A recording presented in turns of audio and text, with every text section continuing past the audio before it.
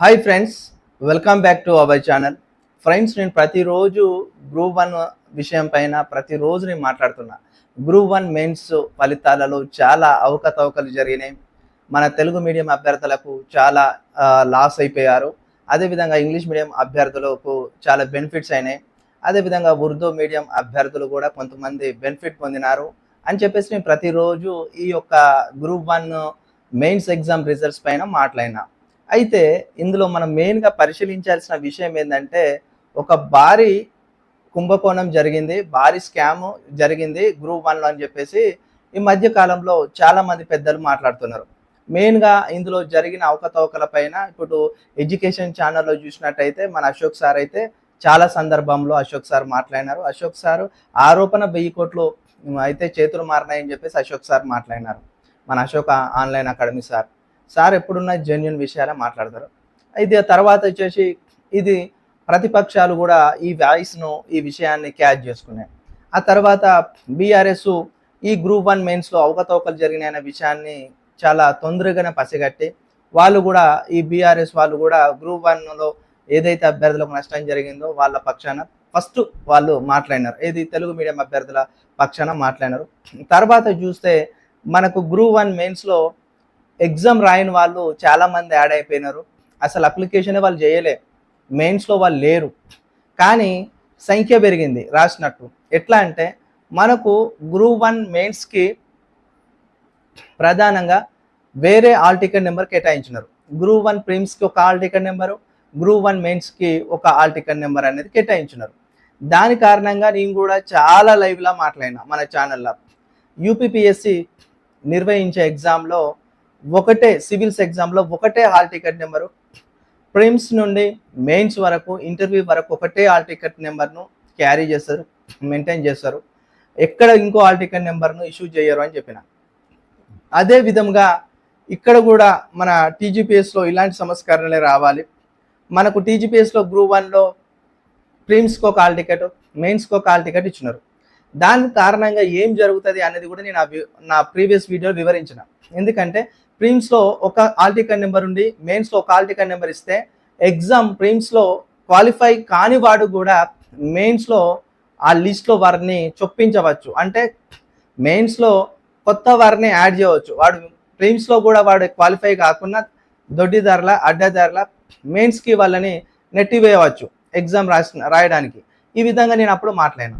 అయితే మెయిన్గా ఈరోజు మనం పరిశీలించినట్టయితే గ్రూప్ వన్ మెయిన్స్ ఎగ్జామ్ని 21,093 మంది రాస్తారు. మళ్ళీ చెప్తున్నా నా మిత్రులారా, నా యూట్యూబ్ ఛానల్ చూసేవారులారా ఒకసారి వినండి. మెయిన్స్ గ్రూప్ వన్ మెయిన్స్ రాసేవారు 21,093 మంది మెయిన్స్ రాస్తారు. కానీ ఈ రోజున 21,193 మంది మెయిన్స్ రాసినారని చెప్పేసి టీజీపీఎస్సి ఒక నెంబర్ సిరీస్ను బయటికి డిక్లేర్ చేసింది. ఇదే టీజీపీఎస్సి 21,093 మంది మెయిన్స్ ఎగ్జామ్ రాసినారని చెప్పింది. ఇప్పుడు 21,193 అని చెప్పింది. అంటే ఇక్కడ మనం గమనిస్తే ఏమైందంటే ఒక 10 మంది ఎక్స్ట్రా యాడ్ అయిపోయారు. గ్రూప్ వన్ మెయిన్స్ రాసిన వాళ్ళ దాంట్లో ఒక 10 మంది ఎక్స్ట్రా యాడ్ అయిపోయారు. ఒక 10 మంది ఎక్స్ట్రా ఎందుకు యాడ్ అయ్యారు? ఆ 10 మంది మరి డబ్బులు పెట్టి గ్రూప్ వన్లో మంచి పోస్టులు ఉన్నాయి కదా, 563 పోస్టులు ఉన్నాయి కదా, కొనుక్కున్నారా? యూపీపీఎస్సి మరి అధికార పార్టీ కుమ్ముక్కు అయిపోయి ఈ 10 మందికి పోస్టులు అమ్మిందా అని చెప్పేసి హుజురాబాద్ ఎమ్మెల్యే పాడి కౌశిక్ రెడ్డి ప్రధానంగా ఆరోపణ చేస్తున్నాడు. ఆరోపణ అది నిజమా అనేది మనం తర్వాత తేల్చవలసిన విషయం. అయితే ఈ పాడి కౌశిక్ రెడ్డి ఎమ్మెల్యే గారి యొక్క ప్రధానమైన డిమాండ్ ఏంటంటే 10 మంది కొత్త వారు వాళ్ళు ప్రిమ్స్ ఎగ్జామ్ రాయలే, మెయిన్స్ ఎగ్జామ్లో కూడా లేరు, కానీ 10 మంది ఎక్స్ట్రా యాడ్ అయిపోయారు. ఆ 10 మందిలో మరి రాముల్ నాయక్ అనే మాజీ ఎమ్మెల్సీ ఆయన కాంగ్రెస్లో ఉన్నప్పుడు కూడా ఆయన కోడలు కూడా ఈ గ్రూప్ వన్ మెయిన్స్ ఆ 10 మంది అభ్యర్థులు ఉన్నారంట. అంటే ఇక్కడ పొలిటికల్ పవర్ ఉన్న వాళ్ళకు, ఇక్కడ పొలిటికల్లో ఉన్న వాళ్ళకు, అంటే వాళ్ళు ఎగ్జామ్ రాయకున్నా, వాళ్ళు ఎగ్జామ్ అటెంప్ట్ చేయకున్నా ఏ విధంగానో వాళ్ళకు లబ్ధి చేకూర్చే అవకాశాలు ఉంటాయా అని చెప్పేసి సగటు నిరుద్యోగ అభ్యర్థికి ఆందోళన చెందే విధంగా ఈ టాపిక్గా అనిపిస్తుంది.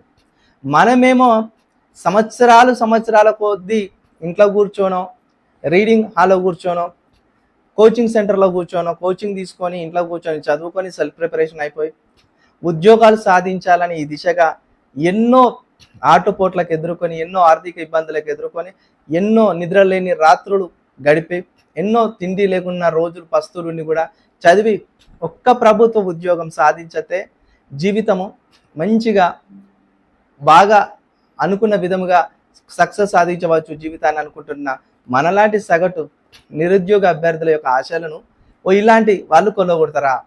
ఇది ఎంతవరకు కరెక్ట్? ఒక 10 మంది డబ్బు, అధికారం, హోదా ఉంటే ఏదైనా చేయొచ్చా? 10 మందికి ఎక్కడికి ఎందుకు ఇలా అవకాశం కల్పించినారు? 21,093 మంది ఎగ్జామ్ రాసిన టీజీపీ చెప్పినప్పుడు ఈ రోజున 21,193 మందికి అవకాశం ఎట్లా వస్తుంది? అంటే అలా 10 మంది ఎట్లా అవకాశం వస్తుంది? దాంట్లో రాముల్ నాయక్ కోడలు ఎందుకు వచ్చినారు అని చెప్పేసి పాడి కౌశిక్ రెడ్డి హుజరాబాద్ ఎమ్మెల్యే గారి యొక్క ప్రధానమైన డిమాండ్. వారు అడుగుతున్నది ఒకటే, జ్యుడిషియల్ ఎంక్వైరీ వేయండి,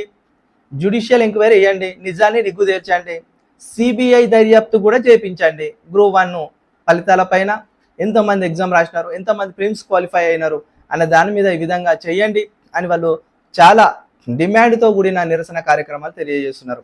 ఇదే విషయం చాలామంది నిరుద్యోగ అభ్యర్థులకు అందరికీ కూడా ఒక ఆలోచన రేకెత్తిస్తుంది. ఎందుకంటే ఒకప్పుడు టీజీపీఎస్సీ చరిత్ర 2 పేపర్లు 2 సార్ల గ్రూప్ 1 మెయిన్స్ నిర్వహించింది. 2 సార్ల గ్రూప్ 1 ప్రిమ్స్ నిర్వహించింది. ఒకసారేమో పేపర్ లీక్ అయింది, ఒకసారేమో తంబు కరెక్ట్ అయిన కారణంగా మళ్ళీ రీషెడ్యూల్ చేసి ఎగ్జామ్ పెట్టినారు.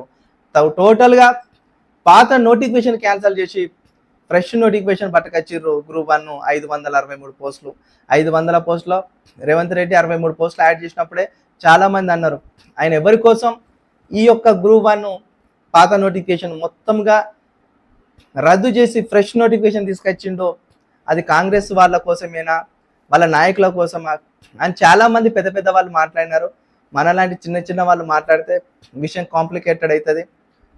ఆల్రెడీ మరి Ashok online academy Ashok sir గారి పైన కూడా మరి నోటీసులు వచ్చినాయంట. వాళ్ళకి గ్రూప్ 1 పైన మాట్లాడద్దు, ఆల్రెడీ అయిపోయింది, అసత్యాలు ప్రచారం చేయొద్దు, ఎలాంటి వదంతులు నమ్మద్దని టీజీపీఎస్ అంటది. మీరు 10 మందిని తీసుకొచ్చి ఇలా యాడ్ చేస్తేనేమో మాట్లాడితే తప్ప, ఎక్కడ అన్యాయం జరిగినా మాట్లాడితే తప్పేమున్నది? అన్యాయం జరగదు కదా. టీజీపీఎస్ అనేది ఒక పారదర్శకంగా అకౌంటబిలిటీ అనేది చూపించాలి, ట్రాన్స్పరెన్సీ కనిపించాలి.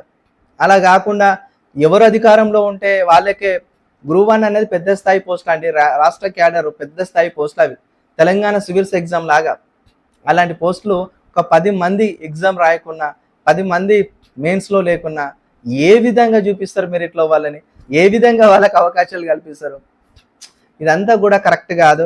అసలు ఒక విషయం చెప్పాలంటే కాంగ్రెస్ వస్తేనే ఉద్యోగాలు ఇస్తుంది, కాంగ్రెస్ వస్తేనే ఉద్యోగాలు అమ్ముకుంటుంది అని ఒక నానుడి అయితే ఉన్నది. అలాంటి సామెత ఈరోజు మళ్ళీ ఒకసారి రివీల్ అవుతుంది, మళ్ళీ ఒకసారి ఇది ప్రాక్టికల్గా ఈ వార్డు మళ్ళీ బయటకు వస్తుంది. ఏదేమైనా ఒకటే మా నిరుద్యోగులకి ఒక ప్రధానమైన డిమాండ్, కొత్త నోటిఫికేషన్స్ వస్తున్నాయనే సంతోషం మాలో ఉంది, కానీ ఆ సంతోషాన్ని తొందరగా చెడగొట్టకండి. ఎందుకంటే పాత నోటిఫికేషన్లోనే ఇలాంటి అక్రమాలు జరిగితే కొత్త నోటిఫికేషన్లో ఇంకెన్ని అక్రమాలు చోటు చేసుకుంటాయి, కొత్త నోటిఫికేషన్లో ఇంకెంతమందిని దొడ్డిదారిలో మరి చొరగొట్టి దొడ్డిదారిలో ఎంతమందికి ఉద్యోగాలు ఇస్తారు అని చెప్పేసి భయపడతారు నిరుద్యోగ సోదరులు. ఒకంత వాళ్ళ ఆత్మస్థైర్యం దెబ్బతింటుంది, ఆత్మవిశ్వాసం దెబ్బతింటుంది. సంవత్సరాలు కూర్చొని చదివేటానికి ఇలాంటివన్నీ కూడా చాలా గుదిబండగా ఉంటాయి, జీర్ణించుకోలేని విధంగా ఉంటుంది.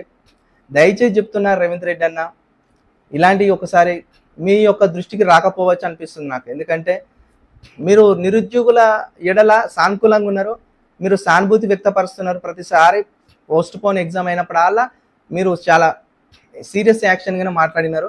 పోస్ట్ పోన్ ఎవరికి మంచిది కాదు, ఎగ్జామ్ నిర్వహించుకోండి, మీకు తొందరగా నియామక పత్రాలు ఇస్తాం. ఎన్ని రోజులు ఇంకా మీరు ఇదే దశలో కూర్చొని చదువుకుంటూ ఉంటారో? తొందరగా చదవండి, ఉద్యోగాలు సాధించండి, మ్యారేజ్ చేసుకోండి, ముదిరిపోయిన బెండకాయలాగా ఉండకండి. తొందరగా మీ పైన ఆధారపడిన మీ ఫ్యామిలీస్ ఉన్నాయి అది అని చెప్తుంటారు. అలాంటి మీరు మీ దృష్టికి ఇలాంటి విషయాలు రాకపోతుండే అని అనుకుంటున్నా, నా పర్సనల్ ఒపీనియన్. ఒకవేళ మీ దృష్టికి సీఎం గారు ఇలాంటివి వస్తే ఈ 10 మంది ఎవరు ఎట్లా వచ్చినారు గ్రూప్ 1 మెయిన్స్కి, వీళ్ళు ఎట్లుంటారు మెరిట్లో? ఒకసారి మీరైతే మీరు ఇంటర్నల్గా దర్యాప్తు చేపించండి. రేవంత్ రెడ్డి గారు మీకెళ్ళి మేము కోరుకునేది ఇది ఒకటే, మరి పాడి కౌశిక్ రెడ్డి గారి ఆరోపణలు నిజమైతే ఖచ్చితంగా దీని మీద మనం అందరం ఫైట్ చేయాల్సిన అవకాశం ఉంటుందని మరి మన ఛానల్ ద్వారా నేనైతే తెలియజేస్తున్నా. మన ఛానల్కి మీరు సపోర్ట్ చేయండి. మన ఛానల్ మీరు సపోర్ట్ చేయాలంటే జాయినింగ్ బటన్ ఉంటుంది. మీరు జాయినింగ్ బటన్ నొక్కి మీకు సాధ్యమైనంత వరకు మన ఛానల్కి సపోర్ట్ చేయండి. దాంట్లో సూపర్ స్టిక్కర్స్ అవన్నీ కూడా ఉంటాయి. మీరు ఖచ్చితంగా ఛానల్ సపోర్ట్ చేయండి. ఇన్ని రోజులు ఫ్రీ సర్వీస్ ఇచ్చినాను. ఇక నుండి ఎవరైనా కానీ మీరు దాతృతంగా మరి ఛానల్ సపోర్ట్ చేయాలంటే మనకు కూడా అవకాశం, ఒక క్వాలిటీ వీడియో ఇవ్వాలి కాబట్టి ప్రతిదీ కూడా మనకు ఎక్విప్మెంట్స్ అవసరం కాబట్టి మీరు ఆలోచన చేయండి. ఓకే, వీడియో నచ్చినట్టయితే లైక్ చేయండి, కామెంట్ చేయండి, సబ్స్క్రైబ్